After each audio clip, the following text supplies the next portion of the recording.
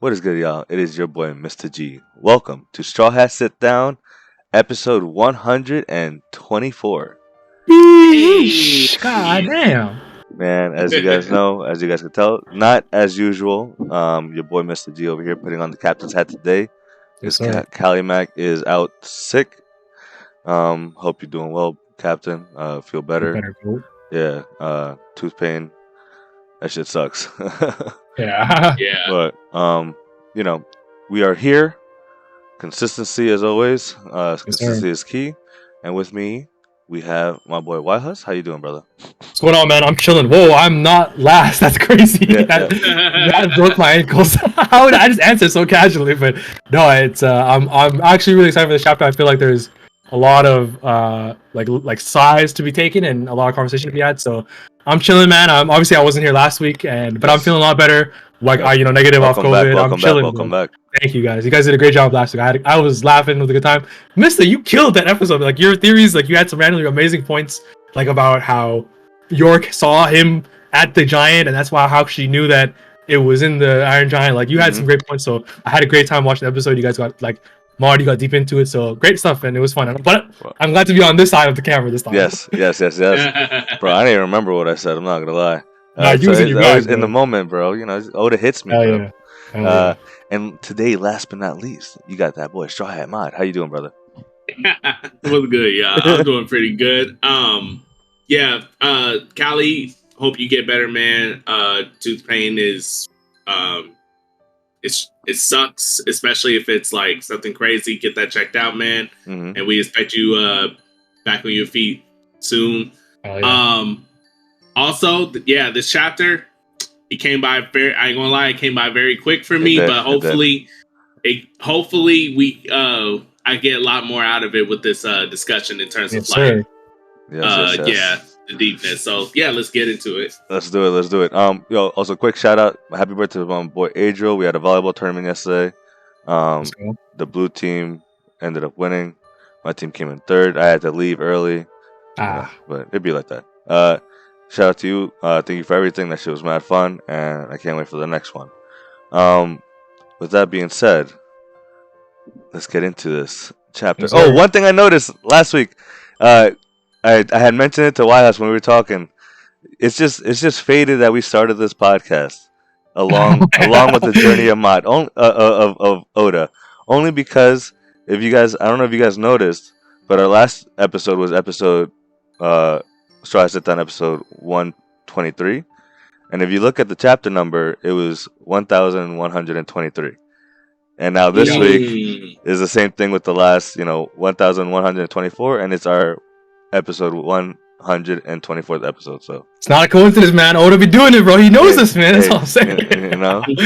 Just a little shout out to to us. Thank you, Oda. I appreciate it. Yes, sir. It's over next week, though. Wait, before we get into it, actually, I forgot there was some news, casting news. Yep. For the One Piece live action. We got, I do not have their names up right now, but we got Vivi, King Cobra, Koreha, and Dr. Yeah. Hero's name kind of, that's like Haralek or something like that. It's like kind of similar. Yeah. We got Katie Spade as Dr. Koreha, and the girl from Bridgerton. She was in Bridgerton season 2 as Edwina Sharma, and she was fantastic. And she's Vivi, and then Mohinder from Heroes. I don't know. I'm old, so like if anyone watched Heroes, he was Mohinder, and he's gonna be King Cobra, and he was fantastic. So I'm really excited with they killed him. Live action. Yeah. Like it's really good. They're going in, and then Oda told us the arcs that are gonna be in season 2. We are getting Luge Town, Little Garden, Twin Peaks, and the Reverse Mountain also. And I think that's about it, right? Drum Island. Drum Island, yeah. Oh, wow. How did I forget that one? That's the big one. And I guess Monday is going to be Ace Chopper, right? Like in terms of reveals of who's playing him? Maybe we'll see, because they're still supposed to reveal Almost Sunday as well. because they mentioned it. Oh yeah, there's no Robin yet. Yeah. So, but we'll see. We keep getting little tidbits of news, which is exciting, and I know they're off. I know also today's also Inyaki's birthday, which is the actor who plays Luffy, and they're over celebrating and during production, which is pretty fucking awesome. Nice, yeah. Oda like that little message, and he drew all the chibis. Oh my god, they all look so good, bro. Yeah, the one Jacob Usopp looks fucking amazing. Perfect. Like oh man, like the more and more these characters, like these actors become like they're really becoming the characters, and it's awesome to see. Yeah, I'm super excited for season 2. Okay, so but let's get back to the main course, which is One Piece chapter 1124, Close Friend. And in the beginning, we have Yamato fighting off someone, right? Yeah. Apparently, I guess this guy's a kidnapper. Yeah, she saves this woman. Ogre Child Yamato's Golden Harvest Surrogate Pilgrimage, Volume 12, preventing an abduction on the road to Kuri. So I'm curious who that is. So there's still maybe there's people still trying like coming into land now, like knowing that Kaido's not there, just like how Greenville, bum ass over here, decided to come. So I feel like it might be the same thing that's starting to slowly happen. And I think like we got to see with the last cover page that the kids that Yamato was eating with were the ones that were bothering her, that Denjiro, scolded. Yeah. So I feel like he's not gonna. This might not be like a one-off. She might escort this woman to her village. We might see more of the kidnapper. She might actually catch them and stuff. So I expect we'll see more of this. Yeah. One thing that I love is that Yamato is doing Odin's journey and doing what he would have done, helping the people that are there. You know what I mean? Because I remember every time Odin would go to a place, the story of Odin would continue. They're like, "Oh my god, he's a terrible guy." But the people that have been helped by him, they're like, "Nah, he's not like that, bro. Like, what are you like, But that's something that I love that we're starting to see, and I'm really curious where they're gonna go with this whole journey. Hell yeah, bro. Yeah, definitely. So let's get on. We are back with News Morgan, Big News Morgan, Vivi Warple in his ship in the sky. We news. Yeah, I was surprised to start here with Mr. By the way, could you get up the Discord stream for us, my brother? I should have. I completely forgot. I was scrolling by myself. I was like, oh god. Yes. But it's crazy. Like I'm glad to see Vivi again. Yes. It was glad to start here. Yeah. We got to see Vivi. We got to see them again. Damn, there's a lot of dialogue here. Yeah, a lot of yapping for sure. I'll just start. So it's pretty much just Morgan's just trying to really piece everything that's going on and spin it his way, Yeah. And Vivi just standing up for herself and for Luffy because they're saying that Luffy is the one that murdered Vegapunk. Yeah. When we all know that that's not the case, and they had to have been close because they heard things, right? So they were eavesdropping on everything. Mm-hmm. I'm interested in the panel of Wapol being maybe we shouldn't piss off our benefactor. Yes. I cried laughing seeing him, kissing off to people. It's such a stark difference of how he usually is. I found that really, really funny. it is because he knows who's after them, right? So he's like, nah, yo, don't rock the boat, bro. What are you doing? No, absolutely. Right. So, one thing that I've noticed people saying on Twitter was that Morgan's might be someone from Roger's group because of the hat. I saw they looked like someone. The hat and the guy had a bit of a beak nose. Yes, and they're saying that he had the bird fruit and turned in and hasn't turned back human since. So I actually have been saying about Morgan's for a year or two. You haven't. Yeah. The fact that he's always in his Zoan form is the biggest disguise. Yes. He could just be in his human form and people would just be like, oh, it's just some guy, and that's such a good, thing to have when you're an information broker, right? A news outlet, because people will obviously not want Morgans to hear things they might be more willing to divulge if he's not around, right? So I completely agree. Wait, is it confirmed that he's a Zoan user? Yeah, he has the albatross fruit. Yeah. I'm like 99.9% sure. Oh, okay. The albatross. Really? What is That's it? why, yeah, she calls him an albatross in this page, actually, on the right side. Damn, maybe I should read it. I didn't know that. I thought he was naturally like that. I thought he was just a different species. Like, we know that he's Delver, so clear. Like, it's. I'm telling you, man, he's someone important. I want to find that. I'm scrolling through the chat right now where it came up. Oh, I found it already. Yeah. Yeah, the pink hair guy. I'll send it into Discord, the group chat. Yeah, it's the guy with the pink hair dude with the hat. I did not know that. Honestly, yo, the Discord. Oh, let me see. Yeah, I just did it right now. Open up in browser. Yeah, this is. Oh yeah, heck yeah. And that was the dude that was on Roger's ship. Yeah, you can see Gabon, Scopper Gavin on the far side. Oh shoot! So he a double agent for real? Yeah, I think it's. I for some reason I want to say I don't know if I believe in this exact one because I want to say Morgan's was reporting during God's Valley. Ooh, was he? I believe that was the case. I should have searched it up before this discussion, but I mean, that's what we're here for. I kind of remember that. Yeah, that's really my chop, honestly. But yeah, I think I remember Morgan's reporting during God's Valley. So I don't think I believe in this exact one, even though it's so like the hat is really it really does look like it. Interesting. That hat, everything. So, yeah. So he may not necessarily be a Rogers pirate, but he's probably someone important. Yes, I completely believe he's gonna like turn off his dough fruit and then suddenly, like he's like a key to everything, or he's like, I've been waiting for this moment type of shit, Yeah. So they're saying here, okay, there's a previous popular theory that Morgan's true identity was Mr. Morma, a former member of Roger Pirates, which is his name is Mo as well. That's crazy. Momora. Yeah, he's definitely like a random side character. So this Morgan character that he's playing could be all in a disguise theoretically, right? If he was like, I mean, shoot, what would be the best way? I mean, he's a part of the underground. It makes sense. And he's the news. He's been around for how long? He's been around for how long, bro? Right? He's well tapped in. Like, how does he know to be here? By Egghead. He's eavesdropping on Gorosei's line. That's OD. You know what I mean? Yeah, that is. Like, oh man. Yeah.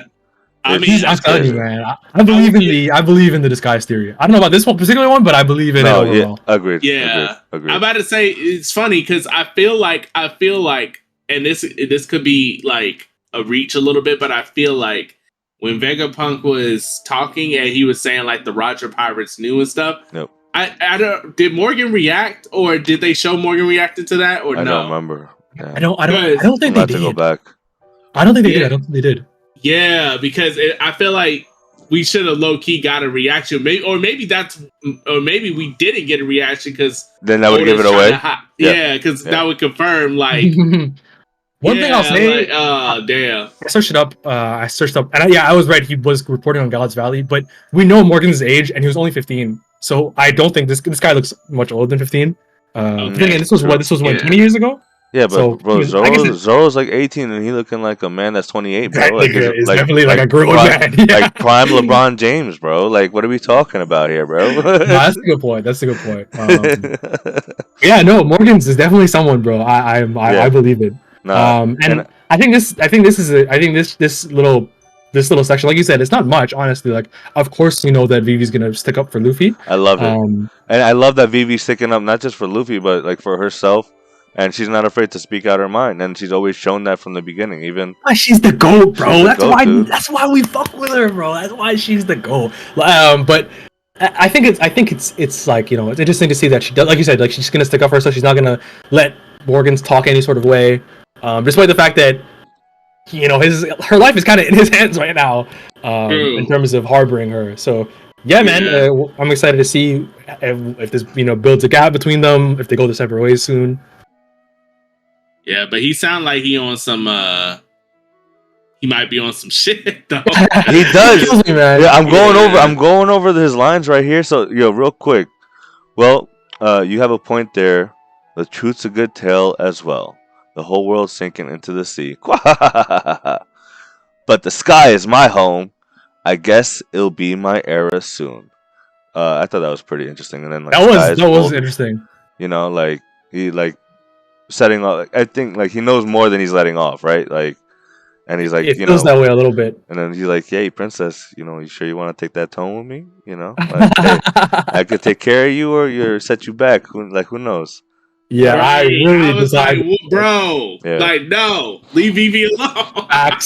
Facts. And I thought Vivi had a cold ass line, bro. Her response was, "I'm sure if the world is going to be destroyed, I don't expect to live through it anyway." Like, Yeah, that's like pretty she, cool. like she's Yeah. yo. She's done with it anyway, bro. What you want me to do? Yes, dude. Oh my goodness, so good. Oh man, and then Morgan goes over all the stories that have happened since we've been in Egghead, right? Emperor Blackbeard versus Trafalgar Law, Emperor Red Hair.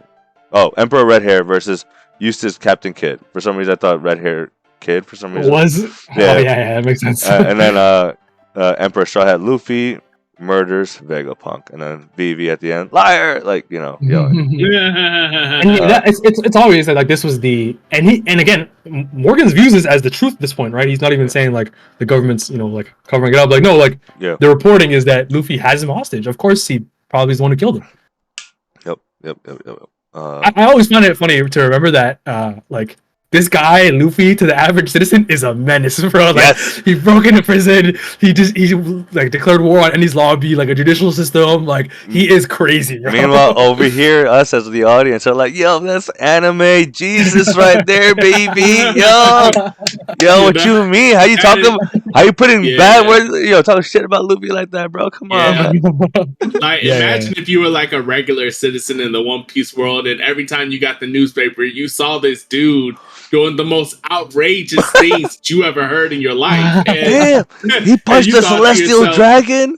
He beat Allah. Like he beat who? Like what? Like like he broke into prison. He cleared war. Like this dude is motherfucking crazy. like he broke into impel down. Oh Jesus Christ, yo, stay away from me, Luffy, bro. Don't come over here. I don't want that smoke. Right.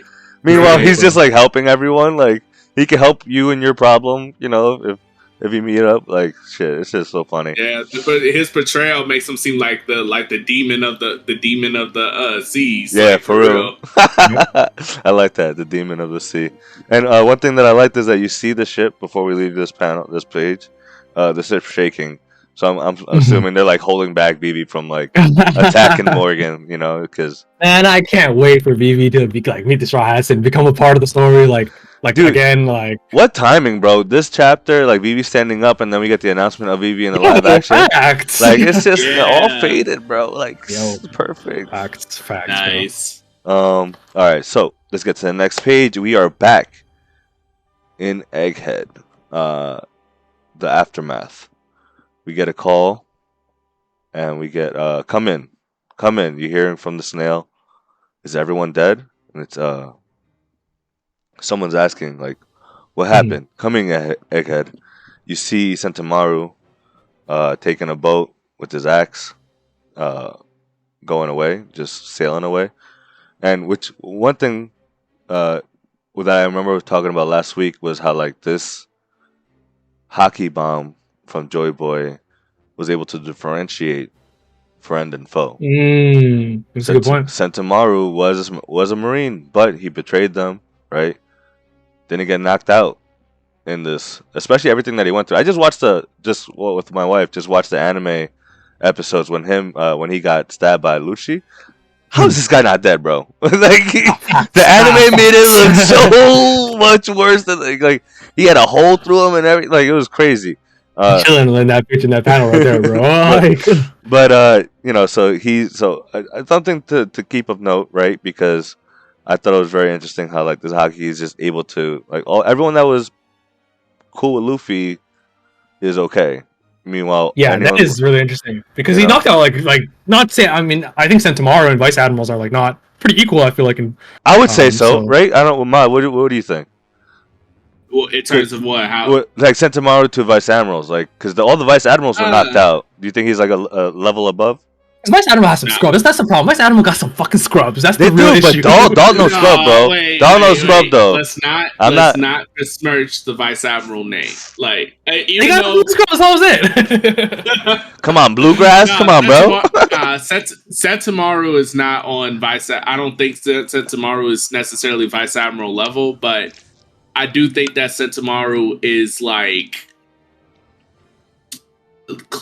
probably like rear admiral ish. That's fair. And even then, even then, right there, like we agree that like vice admirals were getting KO'd by this. But so then he should have been KO'd too, right? But it is interesting that he's awake and fine. So it seems like like it had like a hostile versus non-hostile differentiator in some way. Which is crazy.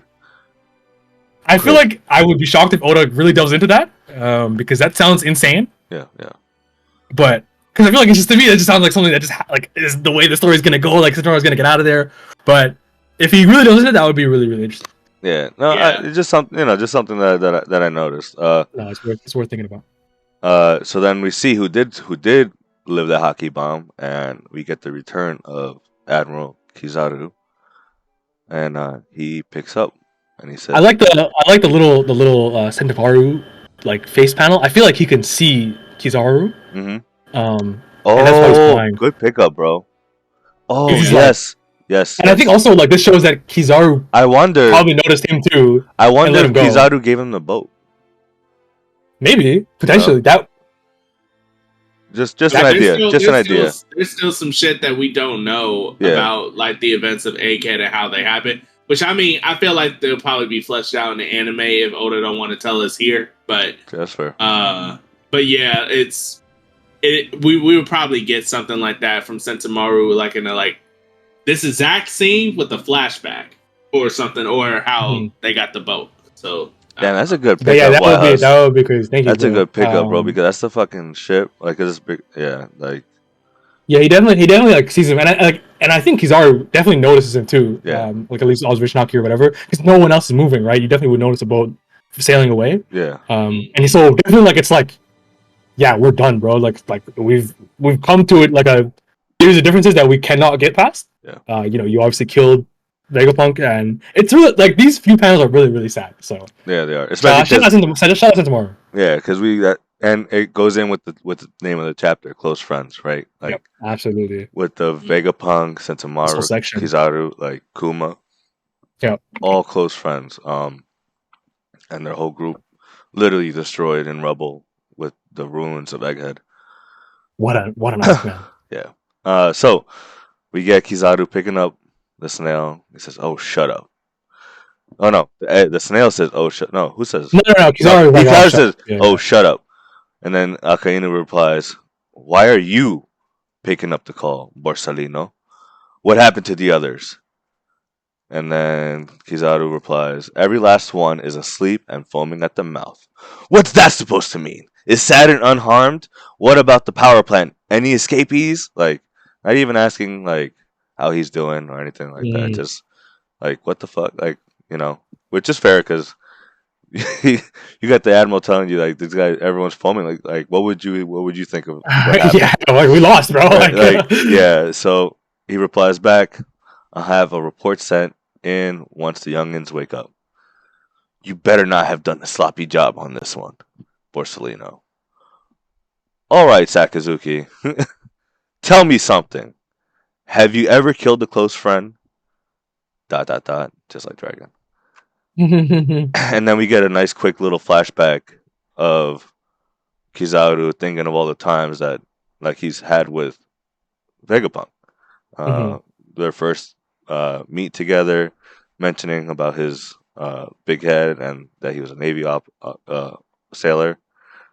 Then when he got arrested, when Vegapunk got arrested, when Borsalino became admiral, like they were helping each other all these years to build Egghead, to build each other's dreams in a way, right? Like because Vegapunk always wanted to build the island of the future, and we still don't really know what Borsalino's dreams are, but I'm sure they coincided together, and that's why they were drawn to each other, right? So then we also get to see when he stabbed Vegapunk at the end of it. And he tells Akainu, "You want to know if I did a sloppy job, Sakazuki? If you have time to sit there and doubt me, then come over here and see my work for yourself, you ungrateful brat." Like, Damn. fucking going off on Akainu. Akainu is just quiet, and he's like, "I'm sorry, brother." And then Kizaru was like, "Don't even start." And that was the end of What a scene, dude! that What a scene. scene! I feel like that is the scene of the chapter, in my Yeah. opinion. Yeah. For some reason it really hit. I was like, I think it's because I've been reading so long. Kizaru is such a gray character that doesn't really say stoic. much. He's always been stoic. Boom, that's the best word. And suddenly this whole outburst, it feels like years, honestly. But the thing is that since Egghead, we've been seeing the struggle on his face. Absolutely, bro. From the beginning, bro. Like, we've seen that he's not into this. Like, he wishes this wasn't him here, but he's the only one that could do it, right? So, and now he's finally able to really let out all the anger and frustration that he's built up at this moment, Yeah. And we get to see some humanity from him. We get to see some humanity from Akainu, which is very rare. That might even have been more shocking, honestly. Yes, but the thing though is that Akainu has always shown empathy towards his own. Has he? Aside from Kobe, that's in the heat of moment, and Kobe is not. He doesn't consider one of his own. Like, he's just a fucking new brat, like whatever. But like, because the thing about Marineford there that Kobe stepped up to Akainu for part of it was Akainu was killing Marines that were running away, right? Which obviously is like line of duty stuff. Yeah. But like, I feel like the warmth, if I can use that word here, is newer. One thing I need to remind. I won't say newer only because of the example I'm gonna say right now is because him and Aokiji were supposed to battle to the death. Okay, I was literally about to ask that. Yeah. Perfect. I was gonna ask a reminder for was that because I was watching the anime episode of Garp versus Aokiji, and they say that Aokiji was spared. Yeah, I know Aokiji lost, but he said that he was spared. Spared, yes, exactly. Akainu didn't kill him out of mercy. That was established before, sure. Yeah. Okay, cool. All right, then it's not that. And like, I agree with you now. I would. It's not that shocking. Off of the top of my head, yeah, I would like to say yes, but I would have to go back and definitely double. All right, that's why I was cloudy on it. But off of the top of my head, yeah, like so it seems like that these was guys the word that he was spared, and like especially with these three, right? At least these three, because they've been through the trenches together. Him and Aokiji started together. I don't know about him. They're on that volume cover, bro. Exactly, and like it's been the three of them together. Just how like Oda loves his trio. Got the monster trio. We got the fucking government trio, and these will always be those three trios. Aside from Fujitora and bum ass Green Bull, like fanboy. Yeah, and that's what I meant where at least Akainu shows empathy. No, I agree with you now. For especially these two, like his fellow admirals, definitely had more compassion for, because you know what it is. He respects the people that went up in these ranks. You know what I mean? Like he's like, nah, you've earned my respect because you on my level with me. You fellow admiral, right? And like, and I think he has like a Yakuza theme too, right? Like, so I feel like the brother part. I wonder what word they use for brother, in Japanese. That's a good question.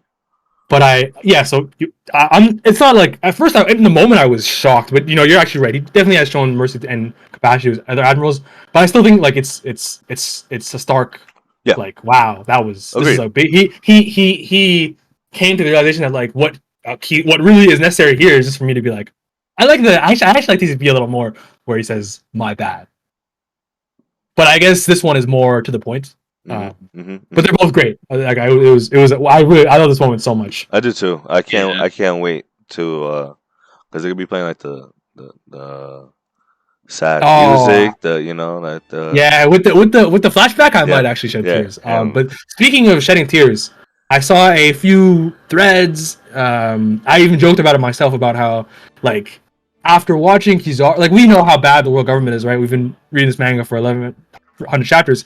It kind of feels like to us, like Like, bro, you know what these guys do. You know what I mean? Like, now that it's your friend, you want to, you're gonna cry. Like, Yep. You've been doing this. You've been helping these slave drivers, and you know they have slaves. Like, so I feel like there's a level of it's like a sentiment for some people of like, I don't care about this guy, which I can't help but kind of understand. But I still, in my heart of hearts, it made me feel emotional. I was like, understandable. I mean, it's just what they have to go through in that line of work. It's always a possibility, right? Like, he was friends with the smartest man in the world, and he knew that the smartest man worked in some gray areas. He knew what he was going on with Kuma and stuff. Like, he wasn't no dummy, and it's what happens. It's the world of pirates. Yeah, right. And they're part of they're part of the government. And like you said, Wise, when it comes to their family, that's when they want to act all sentimental. It can't be like that. Some people felt like how can I feel emotional for this guy? Like, I can't forgive him. Well, like, honestly, that's a mark of a good, great character, I guess. Yeah, it is. Yeah. All right. Oof, man, what a chapter, bro. I love this moment. So I feel like as a long time you're invested. This was a great chapter for Kizaru and Akainu. Yeah. So speaking about Kizaru and Akainu, do you guys feel like this exchange for either of them showcases that in the future they might have some more like resistance against the government? Some in the beef? future? Some beef? Yeah, I think there'll be some beef later. Towards the government specifically, do you think that this is the beginning of like Marines finding splintering their own path? Yeah. Do you guys feel like this could be that? It could be. It's really hard to say. I mean, I'm glad they finally gave. I'm glad they finally gave Barcelino some emotion here in terms of like we've been waiting for it. Yeah, but I don't know 100% if he's going to. It's still a toss up to me if they're going to go against the world government completely, in the sense of like deviate to like whatever they want to do. But because some of them have done already atrocious things in the name of the world government, like Sakazuki, he murder Ohara. Like, he murdered innocent people. Yeah. Just for the sake of the world government's sake. So I mean, even though he may disagree with them, I don't know if he has the will to actually rebel against the world government. You know what I mean? I agree. Barcelino is kind of in the same he's kind of in the same realm. Yeah. So the only person that I think would it completely is Fujitora at this point. Okay, that's fair. I actively went against them, like actively. I will fight back on this though, right? Because one thing that we've learned in this arc is that at one point Vegapunk stood against the resistance. He was with the government. He's like no, and he said no to helping Ohara, and then he saw the consequences of of his actions and what happened to his friends. They all got murdered. Well, at that point, he was not on the world government's payroll at that point in time yet. Well, regardless, he still said no to him, right? And like by seeing his friends die, when he said no to Clover. Yeah, no, he was with the government. No, he was. Yeah, that was Punk Hazard. Yeah, wasn't he? It was that Punk Hazard. Did he say? Wait, hold on. Then wait. When Dragon came over to Ohara, they were talking about past tense. He was like, I wanted you to join, but he was like, y'all didn't have no money, so that was Because remember, at that time, Vegapunk was only about his greed, about his science, and keep progressing his science and everything like that. His but I don't think he actually. But I don't think even then. I don't think Vegapunk had an actual allegiance to the world government. He had an allegiance to science. He had allegiance to science. And I think that's different than these guys. He even was on to tell Dragon in that encounter that there are good people in the Marines. Agreed. And what I'm getting at though is that pretty much Vegapunk, after seeing the death of his friends, of Clover, changed. Yeah, I totally agree with you. And then he went against the government and went and looked into the void century and did everything that he did, right?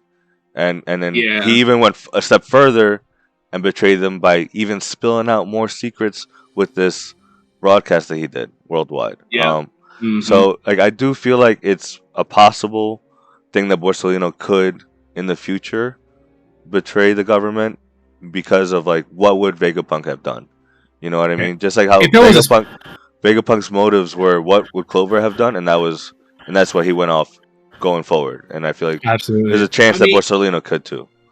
It's possible, but here's the reason why here's one of the main reasons why it's hard to say for sure if he's that type of person, because every person that's been in that realm of being defective had actually defied the world government and the Marines to a degree. Aokiji defected, and he was at the Ohara incident, and he didn't kill Saul, so he defied them, which shows he has his own will and own he has his own backbone to stand up to him. Kobe is a member of SWORD, which we now know means you put your resignation letter in, and Kobe defied Akainu and the Marines before. He's at top of the list for sure. Like this thing, And I'm just saying, like, and Vegapunk defied the world government, and you know, there's a running thing that like people who show that they can defy the world government end up leaving the world government probably eventually or in their own way. And Fujitora literally literally defended the slaves from and attacked his own boy, and went against orders of the Marines countless times. So we know he's going to defect. It's like Borsalino hasn't shown me any of that, and neither has Akainu. Well, so, I mean, letting Sentomaru go is definitely could be the start of it, right? I mean, it could be. When they reveal that Kizaru was the one who gave Luffy the food, that's all I'm saying, man. Hey, at that point, you got me. At that point, it's like, yeah, he's leaving. But I still agree, Mod, that at the end of the day, he hasn't shown, or like it hasn't been confirmed that he's shown the action, even if it's baby steps. But I still think it's possible. Yes. And I was gonna say that, like, if there was a spectrum of people who, from one end, is like, I will never betray the world government. Akainu's the furthest, and Kizaru's a ways down. I think, especially after this. I agree. Especially after this event, especially like I just see them as the seeds of possibility of happening of betrayal. I think this likening this moment to like Vegapunk at Ohara is a great point, Mister. Because I mean, it just ties in with their storyline themselves, right? Yeah, actually, and how tied in together they are. You know what? Y'all might actually got it just off the simple fact that, like, because of what we know later in this chapter, if he finds out, he might be like, all right, you know what? I'm not doing that shit again. I'm bouncing. Oh, like, very fair. Yeah. All right, you know what? Yeah. With that being said, let's continue on with the chapter. All right. We go on. We are with the Giants on their ship and the Thousand Sunny, as both the Straw Hats and the Giants are together and talking about what just happened, right? So quiet, and they're not partying. Are they done partying? I love Frankie's outfit. He's talking right now. Sounds like they only had one mug each. Oh, okay. It's because they didn't tell Luffy. Like Luffy. Oh, this was very interesting, actually. Right. So I'll finish reading. Jinbei says, I didn't think Luffy would feel so down. I mean, I know we didn't fulfill our goal, but then Frankie talks about how they had to fight 5 admirals, elders, a Navy admiral, CP0, the Seraphim, and a blockade of battleships. It's such a miracle that we escaped that hell. I still can't entirely wrap my head around it. And I like that even the shots are still not like, they're like, God, fucking damn, what did we just do? Bro, they just went through an episode of Rick and Morty, bro. That's exactly what just fucking happened, bro. Like they met their version of Rick of Rick with Vegapunk, and they went through the ringer, bro. They're like, you ever see that one meme where they get back into the ship and they're like, like they're just like what did we just go through? Like, you know, like. That's absolutely. Exactly what just happened with the Straw Hats, and I absolutely loved it. Luffy just found out that Vegapunk was killed, and now he's super down. And then now Jinbei's saying, and I totally agree, but still. And then Zoro, which I thought was weird. This is pathetic. He's one of the 4 emperors now, and he's moping over one geezer dying. All right, guys, I'm just gonna come out and say it. Yeah. This is one of the worst lines Oda's ever written. Yeah. This is not Zoro. It's so bad. Sorry, Mister. I didn't. This didn't feel like Zoro to me. It is out of character as hell, bro. Just last arc, he was saying they killed Yasue. I'm gonna kill Orochi myself, bro. Like, right? Like, dude, this guy should know Luffy more than anyone, man. His whole point is to help people. It's okay. We all get it. There's no need to like spend a lot of time on it. It was a really bad out of character line. I hope it's a one-off, but it was bad. I'm glad we all agree. Yeah, I think it was really, really bad. I'm wondering if it's stemming from like Zoro like trying to be that badass. You know what I mean? Like when he stepped up to Luffy, like this is the fucking new world. Like we gotta step up. Like like him trying to act like that. When in actuality, like just trying to put on that facade, and I don't know. And I would say like it's like someone parodying it that doesn't get it. You know what I mean? Like why that was This is where mine. You know what I thought when I first read this? This to me was like somebody who like only edgy characters, and they like someone because they're edgy. Which when it comes to it, like I know like Zoro has like a little bit of a dichotomy comparison to like the Sasuke's and stuff like that, but done well in a sense. Definitely a Sasuke line. This is like this is like in that realm of like that type of vein. And I'm like thinking to myself, I mean, Zoro had those kind of like moments, but they made sense. Like this. They made sense to his character. This seems completely left field. Like you said, Wahaz, this is like a parody of like oh, he's an emperor. What is he getting? What is he crying over? Like it's a Kaido line, bro. It's like something that would come out of Kaido's crew, bro. Like right. I feel like Kaido would be saying this, bro. Like, but one thing I will say, it made me think back. Zoro had no interaction with Vegapunk at all. Right? Oh, yeah, that's true. He had no interaction with Vegapunk. Remember, he was on the ship, and then like he was just thrust into like they didn't meet up. They did eat together though. That one night, that few hours that we didn't get, right? Yeah. Where they captured everyone. He was in there with them. But we don't know. I mean, but we don't know if we don't know if they were talking like that or anything like that. But at the end of the day, like we know that like it was the Strawhat's goal to get the Vegapunk out of there. I'm trying to defend them, but at the same time, it's not. It was very out of pocket, out of character, and not my least liked line of the chapter. Yeah, I'm hoping it's a one-off. I saw a YouTuber say that like it kind of is like a not like this kind of out of character line, but like it's like I feel like in the pre-time skip, Zoro had a lot of nuance, and like I feel like post-time skip he's like more of a badass, one note a bit more. So I hope I feel like it's like a divide pre and post-time skip where like. If you're not like Sanji getting like one arc or like Robin, in a few moments every arc getting character focus, the Strawhats have feel a little left out. I feel like this is a symptom of that a little bit. I agree. Because Zoro just gets the cool fighting moments, and they don't. That's it. Yeah, exactly. And specifically that's the point. Like it's all about the Strawhats character moments rather than their. They are all developed now. Like pre-time skip was about getting to that point, and that's what. But still, there's more to go. I feel like. I will say, to your point about Yasui, right? Zoro reacting to that, he did spend a lot of time with Yasui's daughter. Remember, they spent Hiyori? That's true. No, not not Hiyori. It was about, the other, not Otama. Oh, sorry. Oh, yeah, Otoko. Otoko, you're right. Because he spent a lot of time with Hiyori and Otoko. But I think what I'd say is the reason he felt that way in the end was that how Yasue went out. Which is like he saved their entire plan. I think it's both though because he saw Otoko crying there too. She was there. Absolutely, it's definitely both. So I do feel like that's the only defense that I could give Zoro in this moment.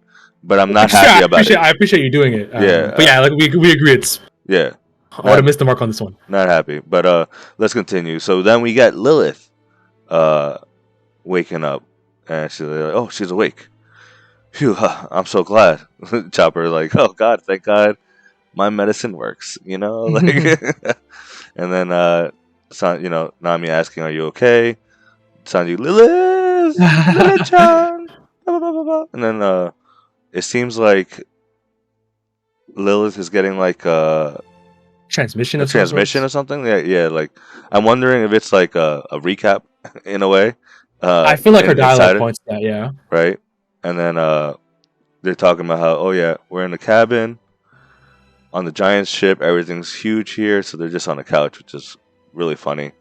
Yeah, that scene, like going from the middle panel to the bottom panel, I actually laughed out loud. Like I was like, "What?" So it's just funny. I'm assuming Frankie made that ladder for them because I was gonna say, like, did they just have that? no, because so the yeah, that Giants makes definitely sense. don't have that. But I've seen it in One Piece Odyssey. Frankie could, if you got some wood, Frankie could build a ladder like that, bro.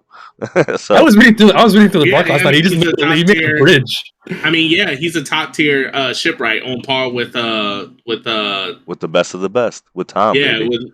with Tom sir. and the mayor and stuff. So Iceberg. Yeah, Iceberg. So yeah, Frankie can build. I mean, remember when he built Duval's The cat the the barrel yeah. yeah, because his sharkfish or whatever was going super slow compared to his boys, so he like just quickly built that. I'm like, what the fuck? I'm like, Yo, Frankie OD, bro. I will say Frankie really showed out this arc.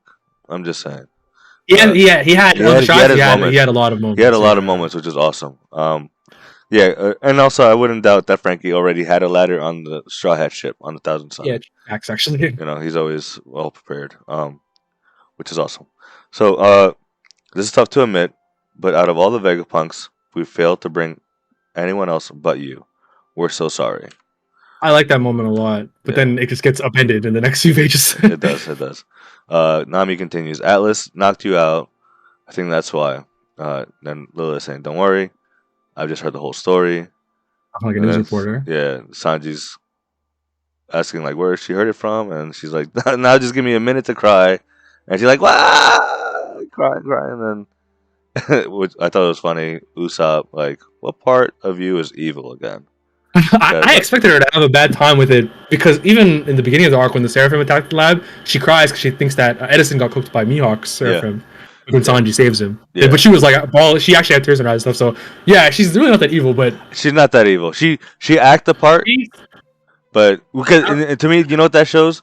That Vegapunk was never evil.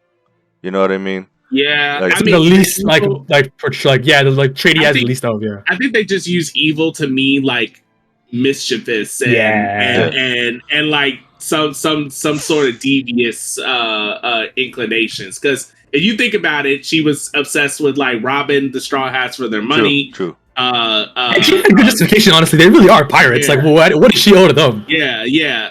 So it's not. I don't think it's really evil in the sense that we thinking of, like in the true depthness of what evil fully means. I see what you mean. Could be. Yeah. I think it's more like just on surface mischievous, like a child type of thing. Yeah. Okay. Like which could be perceived as like quote unquote bad and evil have synonymous yet also differential type of connotations sometimes. So yeah, it's just you know how it is, like cartoonish, like probably just I would say like cartoonish evil, cartoonish surface level evil. Yeah. Okay. I like that. That's a good one. That's a good way to put it. I do like that. Then we get her saying I'm hungry, and she's starting to regain all her abilities, like all the Vegapunk orders from Vegapunk being dead. I guess they're all that's what it's like. now. That's what it's like. That's what it's like implying, right? Like she actually feels hungry, or it seems like, they felt hungry in the. I was thinking about that moment where Edison tells York to eat for him. Yeah. So I guess they might feel hunger, anyway. But York just does the task. So maybe that's not what they're implying. But I still think you're right, because in just watching the anime, they all had to go to the bathroom, right? And then York, like they're all like doing like a little pee-pee dance, and then York goes to the bathroom, and everyone's like, "Oh, okay, cool." I guess this is not where they're implying it, but I do still think they imply it later. So yeah. But it's interesting. So she's starting to really become like her own person in a way. Like Pinocchio is starting to become like the real boy, right? Yeah. And they're like, "Oh, you recover quick. You want food?" The Giants have some fruit on the table, and they're like, "Oh," Brooke's like, "Watch out, it's gloomy up there." Oh man, that was so funny. And then Luffy is saying, "Damn it, I gave him my word. I said I'd save the old man Apple." and Chopper's telling Lilith that Luffy's really in bad shape. He's so depressed. He's only eaten 5 bunches of grapes, which is actually a lot because they're giants. If we're thinking about it, so that's a lot of grapes. 5 bunches of regular grapes is a lot too. It is, dude. I could do like half or like a quarter. Facts. You know? And then I'm like, I need something else. But so then we get them talking. Lilith's like, that seems plenty. And then they're talking about, oh, I see you're feeling sad about me, Luffy. Don't worry, I've just heard it all. They're like, what do you mean? Why do you keep saying you heard it? And she replies, I was crying earlier because I was sad about everyone else's death, but it was only death by your concept of it. You see, the truth is, in short, they're all alive. And I was like, what? Like, ah! But I kind of had a feeling, being like the whole satellite thing, like, yeah. Go ahead. I was gonna say that, like, when I read this one, I was not surprised. Yeah. Yeah, me too. That's why it made me feel like, it made the faces feel like, I don't really feel this way. Yeah. Yeah, like, because I mean, and obviously they didn't get no inclinations that like they could still be alive, so I see why there's that surprise. But as the audience members, we got little tidbits here and there, little breadcrumbs. For me, it was like once Vegapunk, the Stella unit, was killed, and they all still alive. Like, you know what I mean? Like, I was like, oh, they don't need that main body to be alive. Yeah, it's probably something to do with the soul, or kind of like it's either like a Brook sphere of like thing, or it could be something even with the voice of all things, because Sanji keeps. I was honing in on the part where Sanji said, "What do you mean you heard, quote unquote, heard about it?" Like that in quotations. Oh, to so me, you think that was the voice of all things? It's possible because. Okay. Because she said it depends on your perspective of what death is, right? Okay. What were you gonna say? I was just saying, I took it more of her getting that beep beep, and then like all the recording just I feel like the buzz of everyone. Of the earpiece. You know what I mean? I thought that was them filling her in on everything. Yeah, that too. It's just like different theories I had because I heard about it and stuff. But I was also going to say, like, they're still alive, but maybe they can all inhabit Lilith. Yeah. In the same sense, because I thought, okay, as long as not every satellite is dead, and Stella one got off. Yeah, then they are all alive. Because she said, like, you basically you did your goal. You did save us. Yeah. And it's probably because by saving one, you saved us all. Yeah. In a manner of speaking. So pretty much the Straw Hats are like, what? They're like, but, and then she replies, but to you, they're dead. And they're like, what? I don't get it. And they're like, are they ghosts? And she's like, my point is, you did keep your promise to me, so don't feel sad, Luffy. Just like you said, man. Like, they did. They just needed to get one off, and that was it. They didn't know that. We as the audience had an idea, especially after they started getting knocked out one by one. But like now, them being separated from Egghead and Punk Records, like what happens to Vegapunk's brain? You know, all that information. Yeah, like, that's the one thing I've been like very puzzled about is like the main brain, right? Because like if you were going to destroy Egghead and like because they were going to Buster Call that shit and. I was just thinking, like, because if the main brain is gone, right, then they will have to cease to desist. To cease to exist. I would just have to think that because they're only alive. I mean, I know Vegapunk is already a genius. Plus, he ate that devil fruit. Yeah. So I would just have to think that if that is how he's actually dead. And I couldn't imagine, like... Actually, hold on. This whole thing is confusing now. I think the brain is still alive, by the way. Yeah. I think so, too. But what you're saying is correct, though. Like, if the brain is killed, does that mean that they're dead? You know, like... That's a good question. That's actually an amazing question. But they were planning on running away this whole time, right? Yeah. Like with them, but I didn't hear no plans of them taking the brain with them. No, not guys, which to, obviously they couldn't. To be fair, right? Shaka kept saying, right, everything's here now. Like before, it used to be in the brain, but I wonder if they transferred it to their memory because they're cyborgs pretty much, like Lilith and them. I think Vegapunk also has like his. Oh, I was never mind. Continue. so I do think that Lilith probably has everything like there, like all the memory, and I wonder if it had to do with Kuma's abilities with the souls, like giving Lilith a soul type of thing, like because that whole satellite thing is very interesting. Like I still don't know how he did it with the technology that they have. You know, it's still very mysterious. But and I think it's a big. I'm glad you bring up the idea of souls. I think that's like a big like point. Is that like what is Vegapunk, right? And I see the picture of Mars finding punk records, and we get to see our first look of it. And he even says like, "What does death mean to something like this?" And I think it's something Oda wants us to think about. Yeah. My read on the Vegapunks being alive has to do. I think it's like now that they're dead, quote unquote, like the Stella and the other satellites. I feel like York and Lilith are gonna like split, like they're both gonna gain the rest of what Vegapunk is. You know what I mean? Like the rest of his traits. Like they're not fully Vegapunk yet until the other one's dead. Yeah, but maybe like they both have like 6 out of 7, but they're both also like more evil, like or like cartoonish evil or whatever. But York is like also mostly Vegapunk, but more greedy, right? Yeah. But that might also be interesting to see if like we see York and now she got the brain like power, some logic and thinking and wisdom, and she's like, what the fuck did I do, dude? So it would be interesting. I think that's my read on it, like how they're gonna regain parts of what they lost. Yeah, that makes sense. I like that. And then the final confrontation for them would be them facing off one another.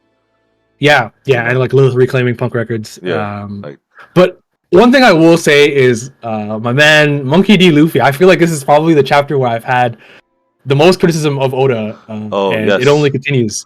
Where I think that in the moment, Luffy saw Vegapunk get obliterated. He literally saw him get stabbed. Did he though? Because he was passed out at the time. Not even Kizaru. I mean, like he saw him with a gaping hole in his chest. And he was Gear 5 already, right? He was Gear 5. Yes, it was when he pulls up and he punches Saturn, and then he sees Vegapunk. I don't know what the order was, but he saw Vegapunk after Vegapunk was stabbed by Saturn, not Kizaru. And he was laughing, and like he had one moment of like, oh shit, you're stabbed, but then he just went back to laughing and stuff. And I think seeing Luffy here, sure, I'm glad to see that it affected him, that he didn't make they didn't get Vegapunk off the island. But I feel like I brought it up before, and because it's not me, I wasn't worried about Gear 5 and how it makes Luffy like as if he's on laughing gas, because I feel that Oda was going to do a better job of showing that the serious Luffy is still going to be there. Because even when at the end of Wano, Luffy was telling Kaido about his dream and how he wants to a world where people can eat freely, right? He seemed serious then. He didn't seem like he was laughing. But I feel like in this arc, he really was goofing around when Vegapunk was freaking dying. Yeah. He was goofing off the whole time though, like from the beginning of this arc. Yeah, and that's just like and that's what Gear 5 does, right? But like first Kizaru wasn't serious, and he had a reason. But my point is that it seems like Gear 5 affects him and makes him take stuff not as seriously. Yeah. Which I feel like when Luffy gets serious in fights is my favorite Luffy. And I before people were like afraid of this, and I was saying always gonna handle it. But I feel like in Egghead, I don't think he did a good job of that. I mean, to be fair, he just got the form, right? So he's still figuring it out.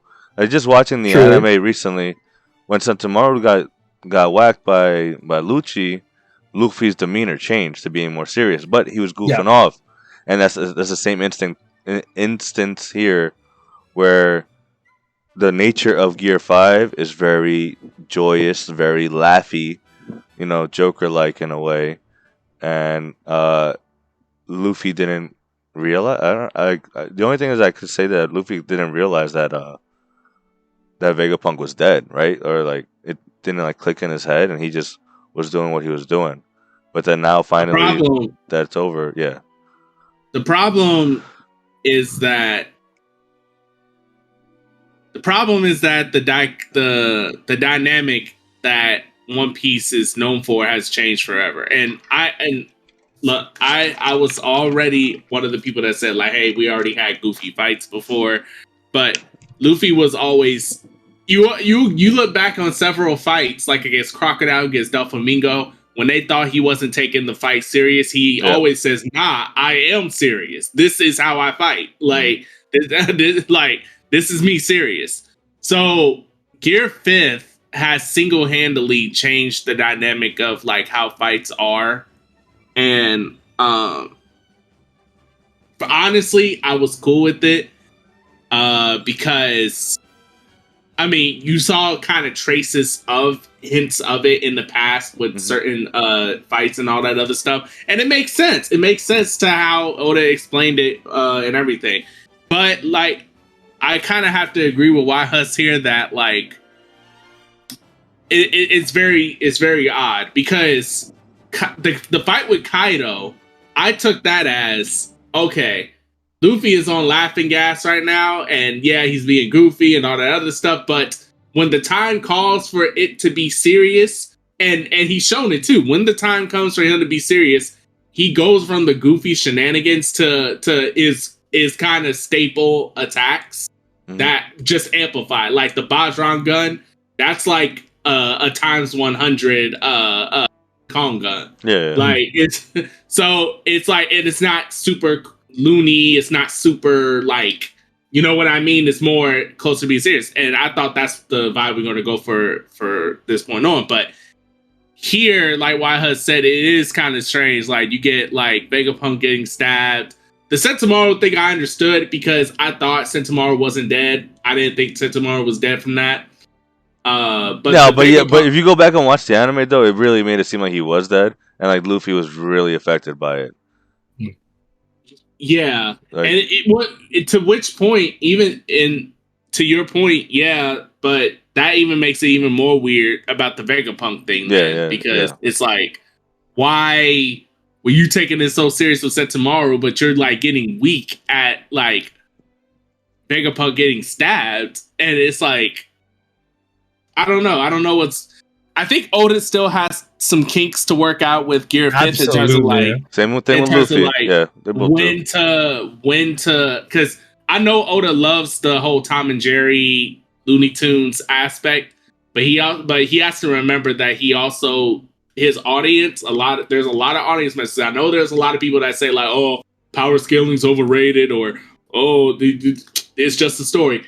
The truth of the matter is there's a lot of people who watch or read One Piece that are into One Piece because of the fighting, because of the power scaling, and because of the it's a battle shonen. It is a battle shonen at the end of the day. At the end of the day, it's still in the same vein as like your Naruto's, Bleach, Dragon Balls, etc. So that's that audience that loves One Piece. There are a lot of them that do. So he still has to like try to tread carefully when he's deviating so hard from the tones and stuff like that to all that other stuff with Gear 5th, because I remember when Gear 5th first came out, there were so many people that did not like it.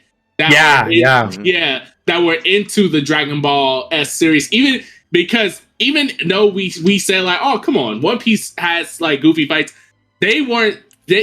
Looking back in hindsight, they were kind of right. They were saying like, hey, we're not saying like there can't be no goofy aspects to fights too. Hell, Dragon Ball had goofy fights. We're saying that this shifts the tone completely. Like this is completely left field from anything we've read to from a battle shonen. And now I kind of have to agree. I don't think it's to the detriment though, but I do think there are kinks in the armor that needs to be a little bit, tweaked to make this. Well, I think a little bit more. I agree with you. I think they're just gonna go with the whole Zoan types when they get to their true form, get the more personality of their fruit, right? They like that whole trope that they were using before. I think if Oda does that, I think if Oda goes into that, I think that will be amazing. I think that will make this what happens in Egghead feel like oh, that's what was happening. I hope if he does that, I hope people like get on Luffy in the story for it. Yeah. You know, like dude, like be serious, you know, like maybe someone like Zoro, Right. that would be a great use of, you know, like that dynamic. Right, exactly.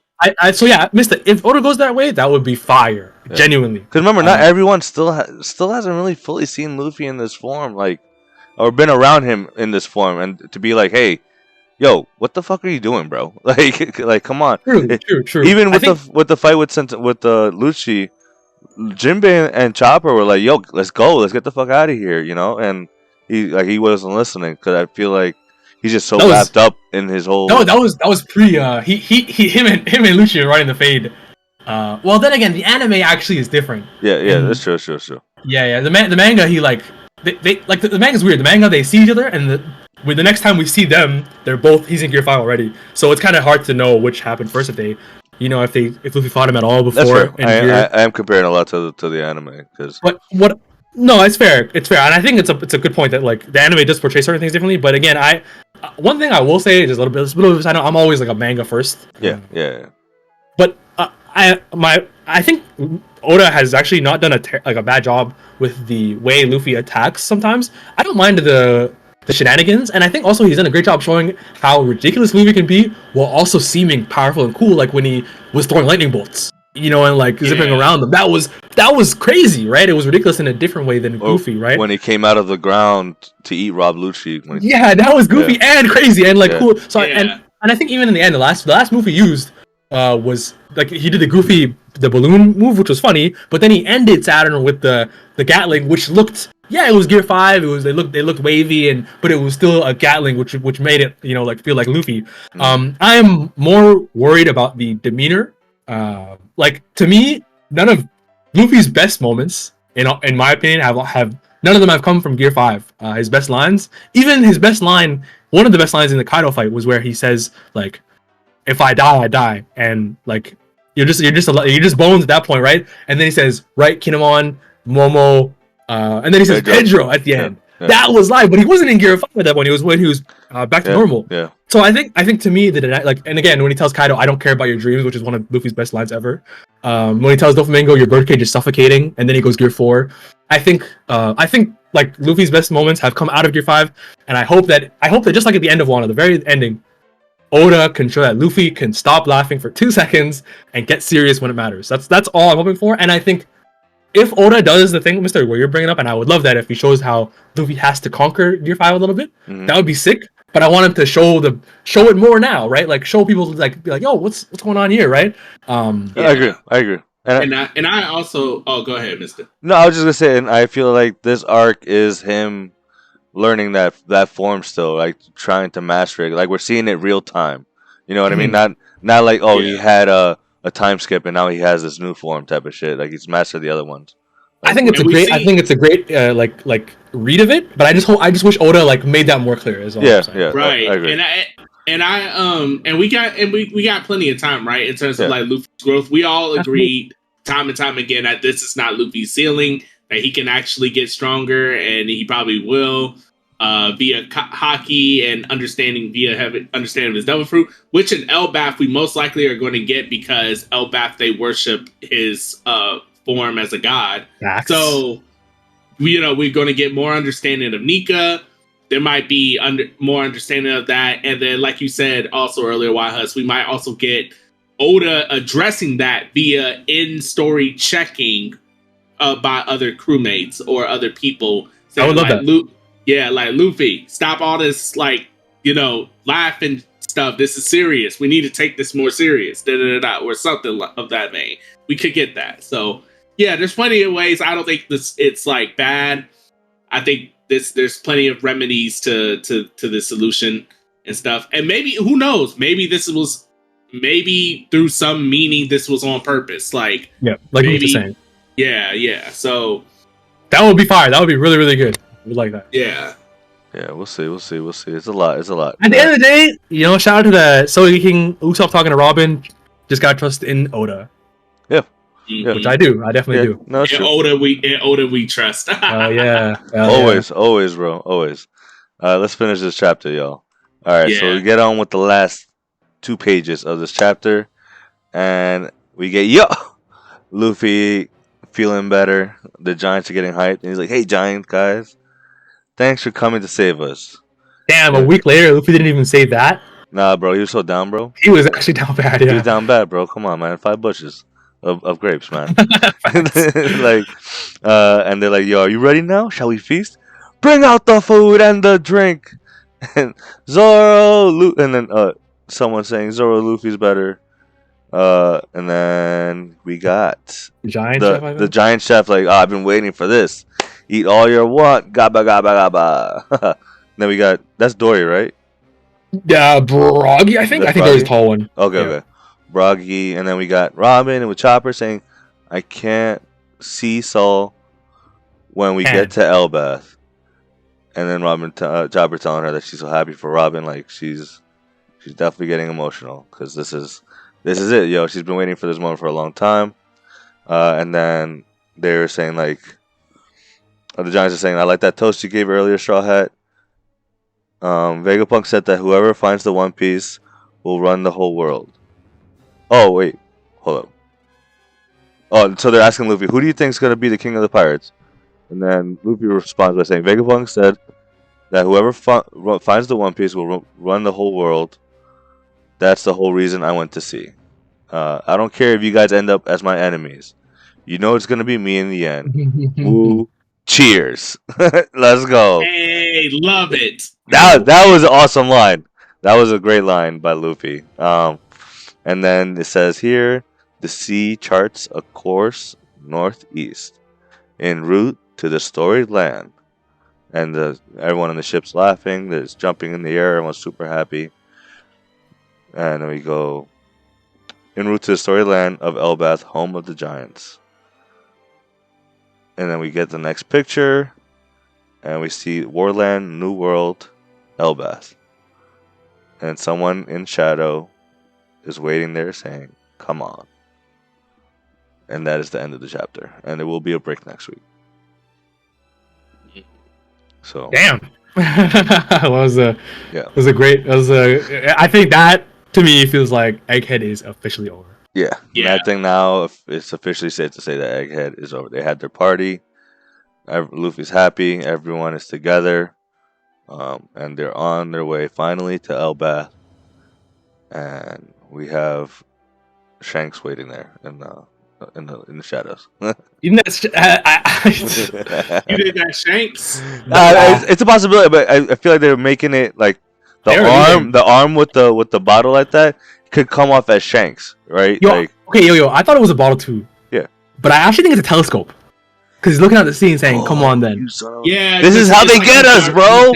Order with the misdirect, bro. He's critical right now saying, nah. Like, where am I going, bro? I didn't think that was Shanks. I thought that was like a resident of Elbaf. What if that is like the Aquaman, the character we've been hit? Loki? It's that Loki, yeah. Oh. I feel like if Loki's just chilling on I feel this guy Loki, obviously off his namesake, trickster, right? I feel this guy is like a super royal for some reason. I would be funny if he was chilling on the sea shore, just waiting for someone. Interesting. I like that everyone has different ideas. That's good. I thought he was responding to the Straw Hats and the Giants and stuff when they were like, "All right, we're going to Elbaf." He's like, like. That would make sense if it's someone. Yeah, but I guess anyone on the island would probably know that Dory Broggy went to pick them up. Yeah. It could be Loki. But at first I thought it was Yasop because his Yasop's like cape, it has like a it comes up on behind his neck.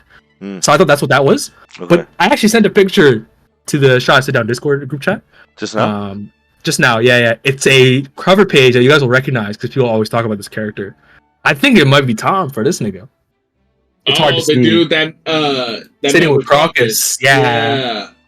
It's this random guy, and so he has a drink too. I'm just saying, he is drinking. If that is a bottle, and I think what is like if you go back to the chapter list, I think the area at his head area looks more like a hat kind of hat. Okay, I can see that. See that.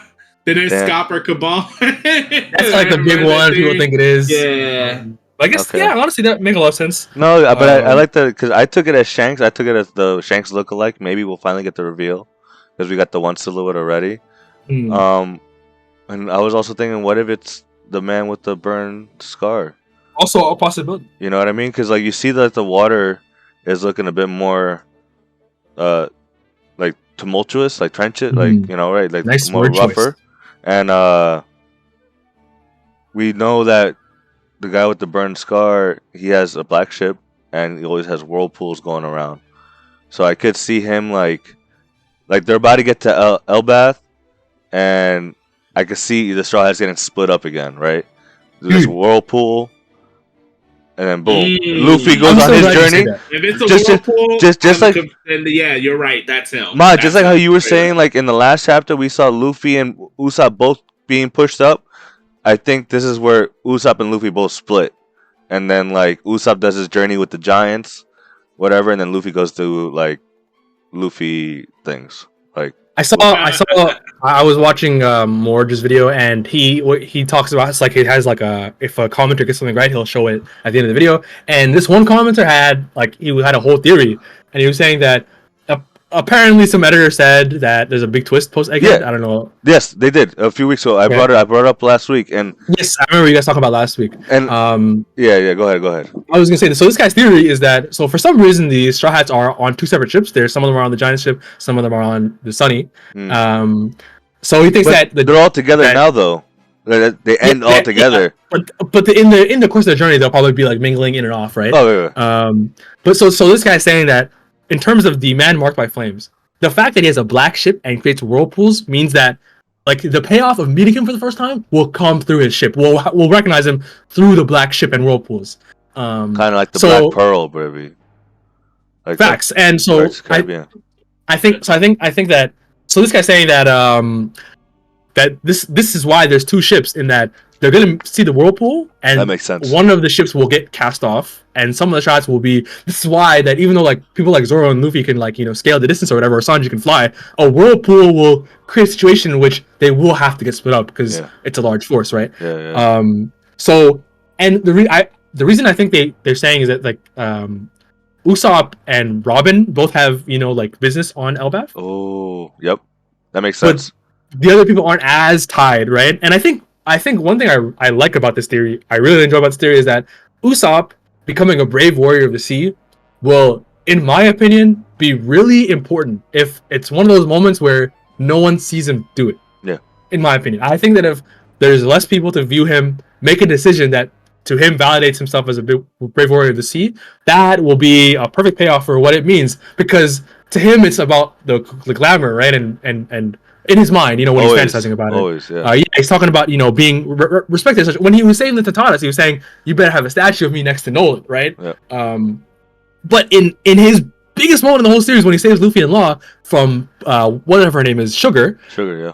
He literally says, like, I don't care if Luffy doesn't know that I saved him. All that matters is that I saved this guy, right? So I think that I like that idea a lot. How about if the shots get separated, it will only be between Usopp and maybe whoever other, like Robin, whoever's there. Yeah. But I also selfishly hate the idea of shots splitting up again. Yeah. That's me personally. Yeah, but it makes it easier for storylines, though, for the arc storylines. Yeah, and they always get separated at some point, one way or the other. I mean, whether it's by choice, because it's like, hey, you guys stay on the ship, we're going here, like type thing, or if it's like forced separation. So I think Mod they're saying that it would be like a Whole Cake Wano type situation, though. Like that's what the vibe I'm getting from this idea. That these ships will be doing their own thing. Yeah. Not by choice, of course, but like the point is of how grand separation will be. Not like like the Zoro staying on the ship or whatever at Egghead, for example. And I think that to me is like, I remember reading Whole Cake and thinking like, I miss Zoro, man. Like, that's fair. But you know what I will say? Wait. How would it be? Hold on. I'm sorry. I'm just confused. How would it be that grand when the separation altogether? Like the reason why Whole Cake was so grand was because that was literally an entire, like a whole entire arc of them gone. Are you saying like we're going to get? Some people believe that. Some people believe that. We're getting no Straw Hats on Elbaf. Like some people are just legit not coming to Elbaf. That is what this theory is suggesting. I don't like it either. But I think there's, like I said, I think there's actually some merit to it in the sense that one thing I've complained about all post-time, and I complained about it in this video episode, is that the Straw Hats don't get enough focus for my liking. This would help if they have their own groups of doing separate things on separate areas.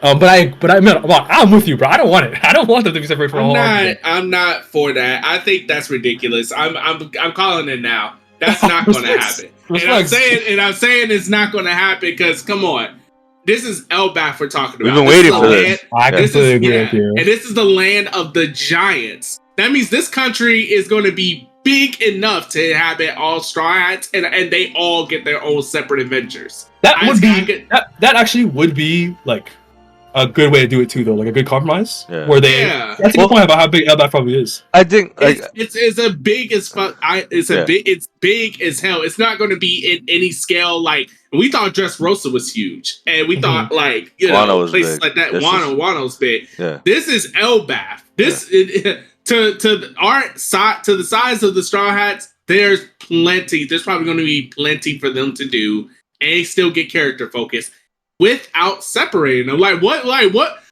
would be mad as fuck if they actually separated them and to such a high degree that we don't see some of them for the entire arc. I would be pissed. I hope that's not the case. I think they will.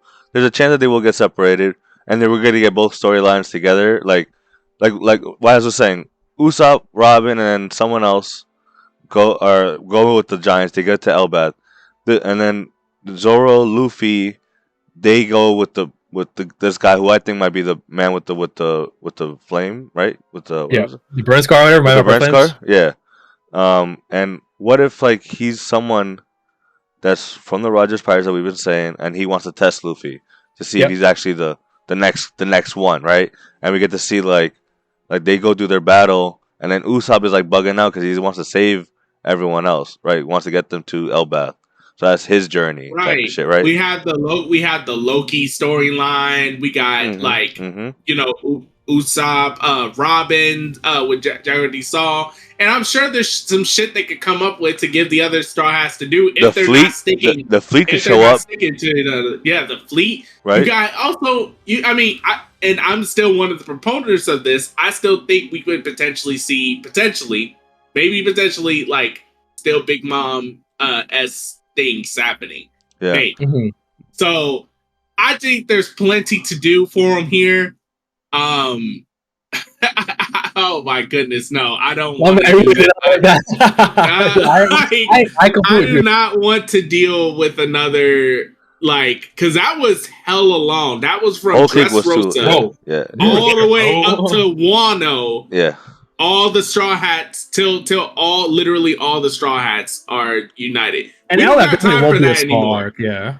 We don't got time for that anymore. Agreed. If they are separating, I'd rather them separate of their own volition than some forced shit where you guys are separated from them, and we won't see y'all till 2 or 3 arcs later. No. That's not the case. Definitely not.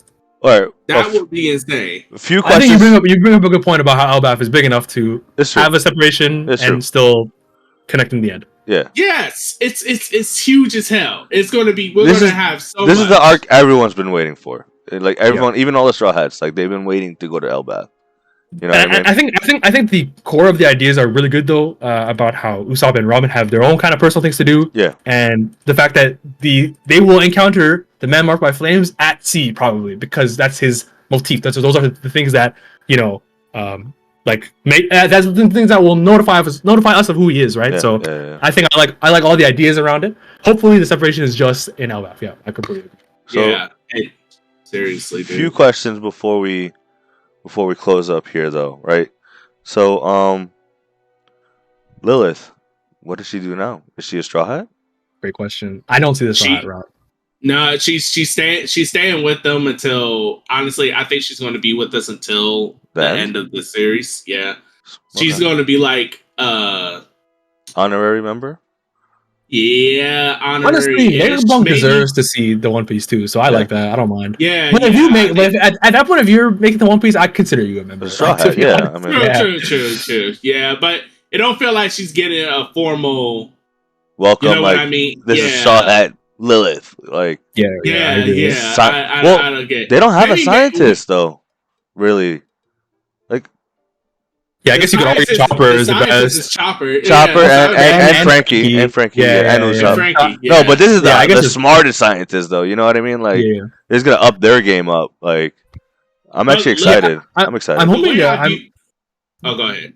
I was gonna say that I'm hoping that because Mr. brought up upgrades. I was hoping that because Vegapunk asked about luggage, right? How that was Jinbei's whole point of the lab. He was looking for he was like moving his luggage, and then you have to go get Zoro. So I think maybe those will be like scientific parts that might help upgrade the Straw Hats actually. I like that. But, okay, let me ask you this then: do you consider Odin a member of the Roger Pirates? Yeah, member of the Roger Pirates, or honorary? Do. No, I consider him like honor. I consider him like, bro. He's the whole reason they got to laughter. He's a full member, bro. I know he's the reason, but like the way I view Odin as like a full-fledged member of the Whitebeard Pirates because he held a seat. He had a seat. I think it's safe to say that he's a full-fledged member of both. I completely agree. Yeah, because to me, he's the one who tells us about their adventure, and also like, I just think of like the goodbye scene when he's like, "Men don't part with tears," and then they're all fucking crying. I think it's like. I could not tell you that he was not a. But they would. I feel like. Okay, so I feel like, Luffy would do that with anybody he like cares about, right? Yeah, it's not just Straw Hat members that he would do that with, right? Like we say, Vivi's an honorary Straw Hat. We say Yamato is an honorary Straw Hat, and et cetera, et cetera. So and Momo, and so I think he would have that same reflection as the Roger Pirates did with Odin. But I think that's why one of the reasons why Marco was so pivotal to going to Wano, and he gave that explanation like we couldn't come to save Odin because this, that, and third, and why they emphasized Whitebeard and Ace and all this other stuff. Like, I think Odin was more of a Whitebeard pirate than he was a Roger pirate, but he was an honorary Roger pirate, in my personal opinion. That's fair. Like, that's why there was so much highlight with the Whitebeard pirates around Odin and stuff like that. And that's how I feel about what was it? Lilith, if she gets to help with them. Yeah, Lilith. Yeah. And another question, Bonnie, right? That's another one that she's on the ship too. Yeah, so, now Bonnie, I think she'll get a formal introduction. Yeah, I feel like Bonnie is more closer to joining the Straw Hats right now because of like everything, her backstory, and like how she's tied in with Luffy and everything like that. Yeah. Also, she's like a kid too. Like she needs someone gotta pick her up and help her out, right? That's true. Because Kuma, like we still don't know what Kuma, like if he's dead or not. You know what I mean? Like, yeah. So we'll see. I think speaking of Kuma, I will say, if you guys still have a little bit of time, I was just gonna say that I feel like Egghead has there's a few things that we definitely need to have clarified and like a little like loose ends kind of. Like I wonder what happened to Stussy. If she just disappeared, she just left the island. Luffy and Kaku, but I guess they're the Marines, so they're probably just gonna leave with the rest of the Marines. And I think Kuma, I guess the Kuma, like the reason we haven't seen Bonnie this arc or this chapter is probably because we're waiting for the Kuma standoff. That'll probably be next chapter. And then the Seraphim also, like, because Bonnie has control. She could control. Yeah, she literally controls the Pacifista and the Kuma Seraphim probably. Yeah, man, I want that Kuma Seraphim, bro. That thing is so. That would be sick if it's like her like personal guardian. Yeah, that's what I hope happens, because she'll get to like watch over that. Like he'll be her guardian, but like she's like the adult in that. You know what I mean? Like in a way, or I feel you. Try to be the adult, but we'll see. It's so many questions, bro. Still, oh no, we do see Bonnie in this picture actually in the back. She's above Frankie. Okay. She's cheersing too. Cause I was like, where is she? Not a line of dialogue, right? No, not a line of dialogue. Yeah. No. So I definitely expect some more. I guess that's it for Egghead. Finally, actually it's really done. Because we got pump fake last chapters, right? We're going to Elbaf, baby. It's over. That's crazy. I think Egghead, looking back, even without the Shanks guard parts, the Reverie. Obviously, it was necessary for the story, especially the Reverie part and Shanks. More so the Reverie. But I think even with all with as little of the extra stuff as possible, it didn't happen on the island. I think Egghead is a 10 out of 10 arc. I think it's one of the best arcs of One Piece. Yeah. I think I was going to say, since we have a break week, I was going to suggest, why don't we use that break week to talk about like our favorite moments of Egghead. I'm with it. I love it. Definitely do that. I really think it deserves it. I think it's. There's a lot of moments. It's a lot of moments in Egghead. Yeah, I think because I will say like whenever it comes to what's the best One Piece arc, to me I feel like the emotional impact of Enies Lobby is still untouched, but I think this arc got really, really close. I think like there was a lot of like emotion from a lot of different places, and obviously Kuma, like in terms of the height of emotion, right? Like that shit was legendary. So yeah, I think the action was crazy. Like it was so good. I think it was definitely rivals in Pilgrim. Oh, absolutely. It's one of the best arcs. I think it's one of the best arcs post time skip too. I think it might be the best arc of post time skip. I think it might be. It might. It's in to my me, opinion, I guess right now, definitely recency bias, 100%. Of course, yeah. I mean, I did like Wano, but I think Wano was a 9 out of 10, maybe 8.5. Yeah, I don't think I have one of my top 3. And Egghead's close. Yeah, Egghead just fucking got a 10 out of 10. They from the beginning to end, I've been hooked. I'm not gonna lie. Yeah, and I remember thinking that like the little like murder mystery game was kind of like maybe the only dragging part, but then I was rereading a chapter or two, and I realized it was just that. It was a chapter or two. Mm-hmm. It just felt longer because we were reading. Because we had a break. We had a break at the time. Yeah, we had a few breaks and stuff like that. Oh yeah, we had like a long break. Yeah. So yeah, man, what a tight, succinct arc, and I think also, man, the first arc of the final saga is complete. And the pacing of One Piece is at an astronomical, like breakneck pace compared to what we've been doing before. It's crazy. We're really at like a crazy turning point, like last 2-3 years of One Piece. Like, it's nuts, man. It's nuts. Mm-hmm. Yes, finally, it's time for Elbaf, though. It's time for. I'm hoping one of the best character focuses in Usopp. This is it, baby. Like we at that point. We've been crazy, bro. We've been 1,000 chapters later, man. Yeah, like since we all heard about Elbaf through Whiskey Peak, Little Garden, and oh my goodness, I can't believe we're actually at this point. So, and a lot of people been looking forward to this because they can't wait to see how Usopp. It's time because we've been seeing like Usopp after post time skip was cool, right? And then he kind of reverted since the beginning of post time skip. Like he became like a coward again, and like I didn't notice it that much. Like I didn't like obviously there was so much going on, but I saw again Mr. Morris talking about his Usopp in Wano. It was a bad showing, bro. Yeah, it's been a bad showing. It's been a bad showing. Like, he literally was not there for the entirety of Whole Cake. So like he was lucky with Dressrosa. Like that's just been carrying him for like 8 years. Yeah, bro. So it's time. Usopp got to do something. Got to really y'all know us, bro. Y'all know me. I still can't forgive Usopp for letting Kizaru choke him out like that. I was watching that shit back. I was crying, bro. That shit was so. But shit really upset you, bro. Like it did, bro. Like it did. Oh, dude, Usopp liked it, bro. Usopp liked it, bro. Hey, yo. Hey. I could not believe my eyes. I couldn't. I had to double take. I don't know if either of y'all have watched Martin before, but I was doing the Martin. I read that. I got up. I walked around. I'm like, nah, this ain't happening. And then I went back, and I'm like, and I got up again, and I'm like turning around. I'm like, Yep. Usopp, what are you doing? Like, I don't know. I don't know if they did that scene in the anime yet of him getting choked out.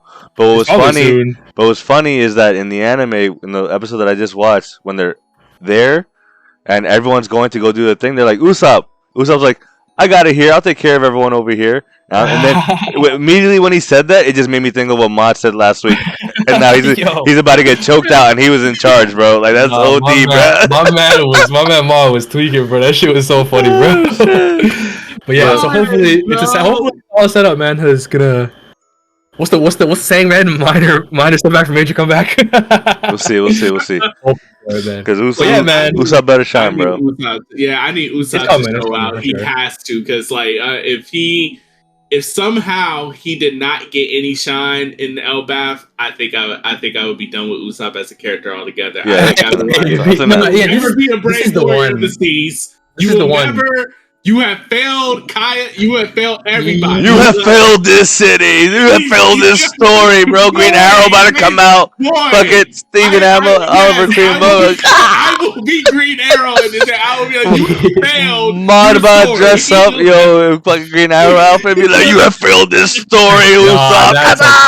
That would be insane, man. Speaking of Usopp, I got time if y'all got time. I want to talk a little bit about because I thought it was Yasopp with a telescope at the end of the chapter. Yeah. I hope, because I again, even though I know that Shanks and them left, I hope maybe Yasopp stayed behind knowing Usopp was coming. Because bro, he don't want to see his kid, bro. He saw it last time, bro. That nigga got some explaining to do, bro. Like especially his mom was sick, like she died, bro. He said, yeah, I'm leaving, bro. I hope if this is the Brave War of the Sea Arc, I hope in some way.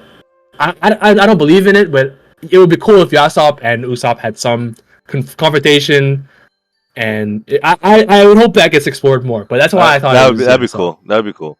That actually would be cool. Maybe it's like kind of like mirrors Luffy and like becoming a great pirate. Maybe it's like post becoming a Brave Warrior of the Sea at Elbaf. He'll meet him then. Maybe. Yeah, I mean, I think it will happen. I don't know 100% if that will be explored in Elbaf per se, because I just don't know if Shanks is there. I mean, it's possible that Yasopp could just be there. It's possible. Yeah, because it will be the first fatherly decision he's made. You know, like all series. that would be too surprising. Yeah, that would be a jump. Yep. Yeah, it's for him to just do that. Like, you go on, Shanks. I need to meet up with my kid. Like that would be. That would be the ultimate. That would make this the ultimate Usopp arc. If Yasopp is there with the Giants, like I just want Usopp to be like, yo, it's on site with this motherfucker, bro. You left me and my mom, bro. Nah, fuck that shit, bro. Like, really go at it, we'll see. I mean, would he be like that though? I don't think so. I'm just saying. I'm projecting. I just want him to be like that. I'm projecting. I'm not gonna lie. I don't remember Usopp had those sentiments. I thought he was. But he was. I think even then. Shit. I think even then though, like, it would be natural, kind of like Kizaru, right? Like you know, letting it boil in or like letting it boil over and like hiding it. I think it would make a lot of sense if he was like, yo, you know, mom died, right, bro? Like, we was. Like, I can see for you, bro. I can see like maybe Usopp not being like that now, but the moment he sees him, he might tweak. Like, yes, that's what I'm saying. I would like that, that's but possible. Again, I think it's unlikely Yasopp's here. Like you said, Moadi, like he's not staying just to see Usopp. Yeah, and also we know that from what we know that the Shanks crew is on. Yeah. And it's probably too important for Yasopp not to be there anyway. So right. I mean, shoot.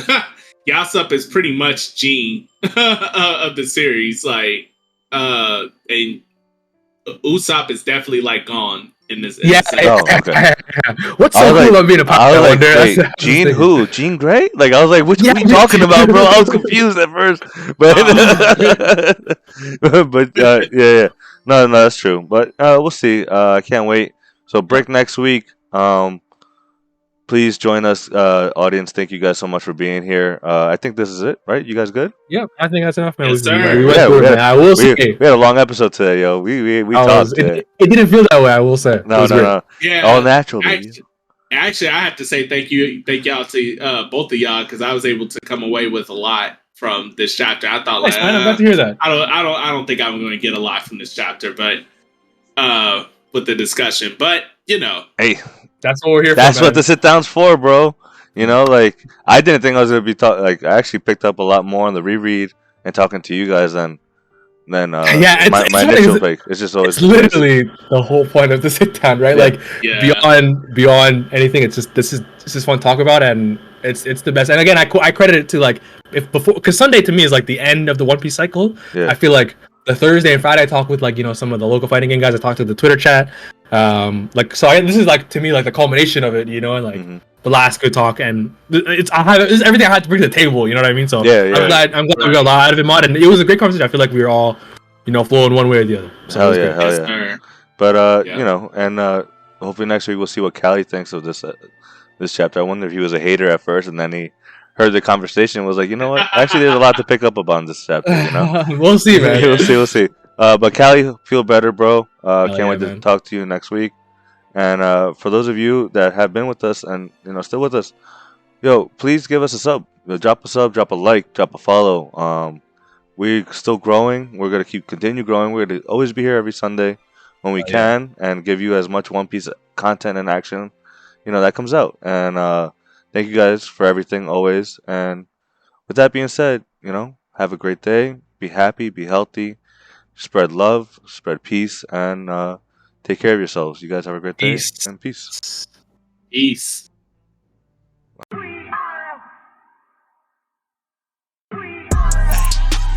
Who gon' get down? We are. This that Strawhat Sitdown. We are. Who the crew with the fleet? We are. Who gon' piece that one piece? We are. Who gon' get down? We are. This that Strawhat Sitdown. We are. Who the crew with the fleet? We are. Who gon' piece that one piece? We are. Strawhat Sitdown crew in the building. We Corona to these other podcasts. We gon' put these people in their feelings when they hear this and they know that they can't top this. We spit facts and we poppin' every time an episode is dropping. We see D3 in the corner, Mister, that's a real G with the green screen in the background. Got him looking like he in a real scene. We got Big Mod in the cut. Always ready with rebuttals, but he bring the knowledge when we in the huddle, so you know the crew is never gonna fumble. And it's wild huss, last but not least. If you ask me, then Cali, mad the captain, make him rally around me. Every Sunday we gon' run deep, and we can't stop until we find out about that one piece. Who gon' get down? We are. This that Strawhat Sitdown. We are. Who the crew with the fleet? We are. Who gon' piece that one piece? We are. Who gon' get down? We are. This that Strawhat Sitdown. We are. Who the crew with the fleet? We are. Who gon' piece that one?